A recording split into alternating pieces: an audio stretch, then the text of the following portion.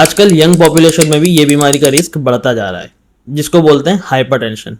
तो फॉलो कर लो, बताता हूँ 60 सेकंड में। अगर बीपी की वैल्यू 130/80 से ज्यादा है तो उसको बोलेंगे हाई ब्लड प्रेशर। उसके रिस्क फैक्टर क्या होंगे? अगर कोई पर्सन हाई सोल्ट इंटेक ले रहा है, ओबेज है, स्मोकिंग की हिस्ट्री है, या स्ट्रेस ले रहा है, या एज ज्यादा है, या तो कोई जेनेटिक रीजन है। इन सब रीजन में ये होगा कि हमारी ब्लड वेसल के ल्यूमेन का डायमीटर कम हो जाएगा, जिससे हमको ब्लड फ्लो ज्यादा देखने मिलेगा। इसको ऐसे समझो, अगर कोई पानी की पाइप है, उसमें आगे कोई चीज रख दोगे तो पानी का फ्लो बढ़ जाएगा। इसी तरीके से हमारी ल्यूमेन में ब्लड का फ्लो बढ़ जाता है। अब देखते हैं हाइपरटेंशन की अलग अलग स्टेज क्या होती है।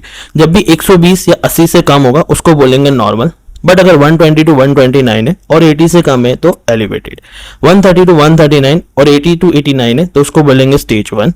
अगर स्टेज 2 होगा तो 140 और 90 से ज्यादा होगा। अब देखो हाइपरटेंशन की ट्रीटमेंट कैसे करेंगे। सबसे पहले देखो पेशेंट की एज। अगर पेशेंट की एज 55 से कम है तो उसमें ब्लड वेसल मोस्टली नॉर्मल होगी। इस कंडीशन में हम उसको एस इनहिबिटर या एआरबीज देंगे, जैसे इयोसिनोप्रिल या टेलमिसार्टन। अब देखो पेशेंट की एज अगर 55 से ज्यादा है तो उस कंडीशन में एथेरोस्क्लेरोसिस के चांस है, तब हम उसको देंगे कैल्शियम चैनल ब्लॉकर, जैसे कि निफेडिपिन, एम्लोडिपिन।